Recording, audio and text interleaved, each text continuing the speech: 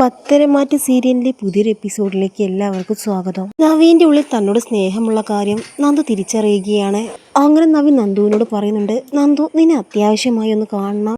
അങ്ങനെ നന്ദു നവീനും ബീച്ചിൽ വെച്ച് കാണുന്ന സമയത്ത് തനിക്ക് നന്ദുവിനോട് ഇഷ്ടമുള്ള കാര്യം നവീൻ പറയുകയാണ്.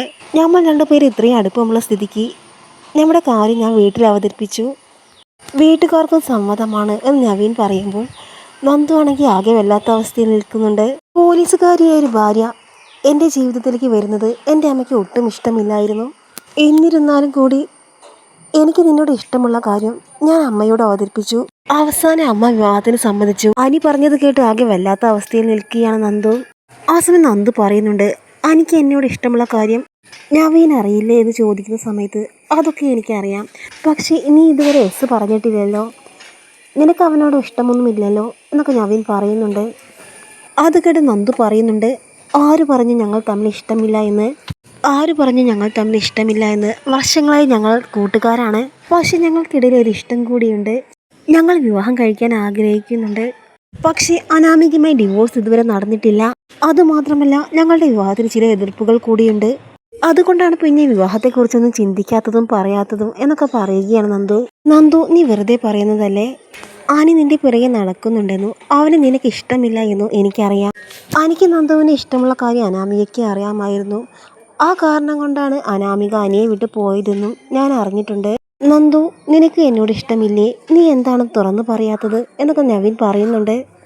എനിക്ക് ശരിക്കും അനിയെ ഇഷ്ടമാണ് എന്ന് നന്ദു പറയുമ്പോൾ അനിയെ സ്നേഹിക്കാൻ എനിക്ക് ഒരിക്കലും കഴിയില്ല, അതുമാത്രമല്ല അനിയെപ്പോലെ ഒരുത്തൻ എനിക്ക് ചേരുകയുമില്ല എന്നൊക്കെ നവീൻ പറയുമ്പോൾ അനിക്ക് എന്താണ് കുഴപ്പം, ഞാൻ അവൻ്റെ മനസ്സിനെയാണ് സ്നേഹിച്ചത്, ഒരു പെണ്ണിനെ ഇഷ്ടപ്പെടാനുള്ള എല്ലാ ക്വാളിറ്റിയും എനിക്കുണ്ട് എന്നൊക്കെ പറയുന്നുണ്ട് നന്ദു.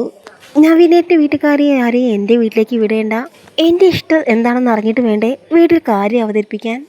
നന്ദുവിൻ്റെ സംസാരം കേട്ട് ആകെ വല്ലാത്ത അവസ്ഥയെ തല താഴ്ത്തി നിൽക്കുകയാണ് നവീൻ. അങ്ങനെ നന്ദു അവിടെ നിന്ന് പോവുകയാണ്. എന്നാൽ നവീനാണെങ്കിൽ നന്ദുവിനെ ഒട്ടും മറക്കാനേ പറ്റുന്നില്ല. അതേസമയം നന്ദു ആണെങ്കിൽ ചിന്തിക്കുന്നുണ്ട്, ഇക്കാര്യം അനിയോട് പറയണോ അല്ലെങ്കിൽ പറയേണ്ട? അനി പലതവണ താക്കീത് നൽകിയതാണ്, നവീൻ നിന്നോട് കൂടുതലായിട്ട് ഇടപഴകുന്നുണ്ട്, അതുകൊണ്ട് നവീനുമായി കുറച്ച് അകൽച്ച കാണിക്കാൻ അനി പറഞ്ഞതാണ്, പക്ഷെ താൻ അത് വിശ്വസിച്ചില്ല. അതുകൊണ്ട് ഇക്കാര്യം അനിയോട് പറഞ്ഞാൽ അനി എന്തായാലും ദേഷ്യപ്പെടും എന്നൊക്കെ ചിന്തിക്കുന്നുണ്ട് നന്ദു. അതേസമയം നവീൻ്റെ മനസ്സിലാണെങ്കിൽ വല്ലാത്തൊരവസ്ഥയിലാണ്. അനിയോട് എന്തോ ഒരു ദേഷ്യം നവീൻ്റെ മനസ്സിൽ തോന്നുകയാണ്. നന്ദുവിനെ തനിക്ക് ഒരിക്കലും മറക്കാൻ കഴിയില്ല, അതുകൊണ്ട് അനിയോട് ഇക്കാര്യം പറയണം, നന്ദുവിനെ മറക്കാൻ വേണ്ടി പറയണം എന്നൊക്കെ ചിന്തിക്കുന്നുണ്ട് നവീൻ. അങ്ങനെ നവീൻ അനിയെ വിളിക്കുന്നുണ്ട്. അനി ഫോൺ എടുക്കുകയാണ്. അനി എനിക്ക് അത്യാവശ്യമായി നിന്നെ കാണണം. എന്താ നവീൻ, എന്താ കാര്യം എന്ന് അനി ചോദിക്കുമ്പോൾ എല്ലാം നേരിൽ കണ്ടിട്ട് വരാം. അങ്ങനെ ബീച്ചിൽ വെച്ച് നവീനെ അനിയെ കണ്ടുമുട്ടുകയാണ്. എന്താ നവീൻ, എന്താ നീ ഒന്നും മിണ്ടാത്തത് എന്ന് ചോദിക്കുന്നുണ്ട് അനി. അത് കേട്ട് നവീൻ പറയുന്നുണ്ട്, എൻ്റെ മാനസികാവസ്ഥ നീ മനസ്സിലാക്കണം, ഒരു വലിയ ദുഃഖത്തിലാണ് ഞാനുള്ളത്. എന്താ കാര്യം നവീൻ, നീ തുറന്നു പറ എന്ന് അനി ചോദിക്കുമ്പോൾ നന്ദുവിനെ ഞാനിന്ന് കണ്ടിരുന്നു, എന്നിട്ട് നന്ദുവിനോടൊരു കാര്യം പറഞ്ഞു, നന്ദുവിനെ വിവാഹം കഴിക്കാൻ ആഗ്രഹിക്കുന്നുണ്ടെന്നും വീട്ടുകാർ സമ്മതിച്ചതായും ഞാൻ നന്ദുവിനോട് പറഞ്ഞു. പക്ഷെ നന്ദുവിനാണെങ്കിൽ എന്നോട് ഒട്ടും ഇഷ്ടമില്ല, നന്ദു സ്നേഹിക്കുന്നത് അനിയെയാണ്, വർഷങ്ങളായി താൻ നന്ദുവിനെ സ്നേഹിക്കുന്നുണ്ടെന്നും അവളെ ഒരിക്കലും മറക്കാൻ കഴിയില്ല എന്നും നവീൻ അനിയോട് പറയുന്നുണ്ട്. നവീൻ പറഞ്ഞത് കേട്ട് ആകെ വല്ലാത്ത അവസ്ഥയിൽ നിൽക്കുകയാണ് നവീൻ.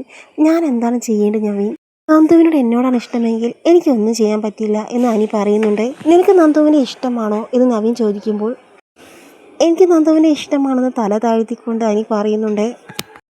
അത് കേട്ട് നവീൻ ദേഷ്യത്തോടു കൂടി പറയുന്നുണ്ട്, ഇതൊരിക്കലും എനിക്ക് സമ്മതിച്ചു തരാൻ കഴിയില്ല. അനിയെ ദേഷ്യത്തോടു കൂടി നോക്കിക്കൊണ്ട് നവീൻ അവിടെ നിന്ന് പോവുകയാണ്. അങ്ങനെ അനി നന്ദുവിനെ കാണുന്നുണ്ട്. നവീൻ പറഞ്ഞ കാര്യങ്ങളെല്ലാം അനി നന്ദുവിനോട് പറയുകയാണ്. അത് കേട്ട് നന്ദു പറയുന്നുണ്ട്, അനി എനിക്കൊരിക്കലും നവീനെ ആ രീതിയിൽ കാണാൻ കഴിയില്ല. അങ്ങനെ നവീൻ്റെ ഫോൺ കോൾ വീണ്ടും വരുന്നുണ്ട്. അനി നന്ദുവിനോട് പറയുന്നുണ്ട്, നവീനാണല്ലോ ഫോൺ വിളിക്കുന്നത്. അങ്ങനെ നവീൻ ഫോൺ എടുക്കുന്നുണ്ട്. അനി, ഇനി നീയുമായി എനിക്കൊരു ബന്ധവുമില്ല, ഇനി നിന്നെ കാണാൻ ഞാൻ ആഗ്രഹിക്കുന്നില്ല എന്ന് ദേഷ്യത്തോടു കൂടി ഫോൺ വെക്കുകയാണ് അനി. അങ്ങനെ അനിയും നവീനും തമ്മിലുള്ള ബന്ധത്തിൽ കാര്യമായ ഉലച്ചിൽ തന്നെ സംഭവിക്കുന്നുണ്ട്.